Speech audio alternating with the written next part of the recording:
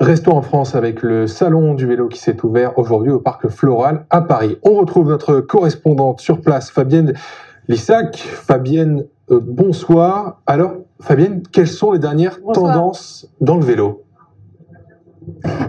Eh bien, il y en a beaucoup parce que l'une des premières décisions du gouvernement, c'est l'opération Mais à vélo. Il faut le savoir, hein, c'est une priorité.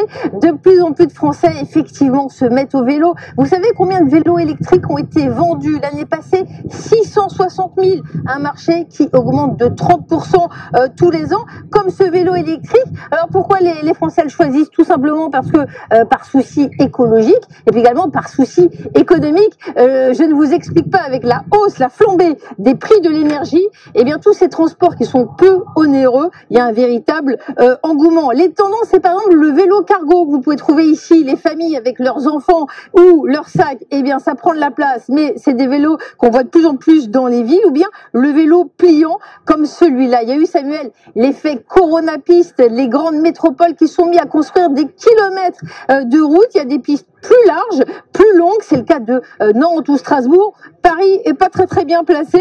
En tout cas, les vélos, ils ont beaucoup d'innovation. Les moteurs dans celui-là, par exemple, ils sont de plus en plus compacts. Ils sont passés, la suspension est centrale au niveau du moyeu et le moteur est dans la tige. Ça vous donne beaucoup plus de confort. Beaucoup d'innovation dans les cycles. Et Fabienne, comment se positionnent les Français sur ce marché ?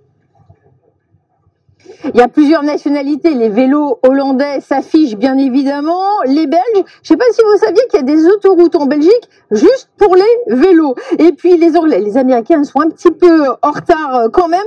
Intéressant tout de même le Gravel. Regardez comme il est beau. C'est un vélo qui a plein d'usages, hein. Il fait tout. Le vélo route, le VTT et puis le vélo taf. Je ne sais pas si vous connaissez ce principe. Le vélo taf, c'est le vélo pour aller au travail. Les Français ont envie de se faire plaisir, de se lancer des défis, du respirer, donc une grande généralisation du vélo. Par exemple, ce modèle de Gazelle, c'est un speed bike, 45 km/h. C'est pour vous, Samuel, vous qui allez très vite, c'est quasiment une mobilette. Attention, il faut une assurance ou un permis. Et puis regardez les Français, très bien positionnés. Moussage, c'est une société des Vosges. Ils sont passés de 2 à 160 personnes en 10 ans.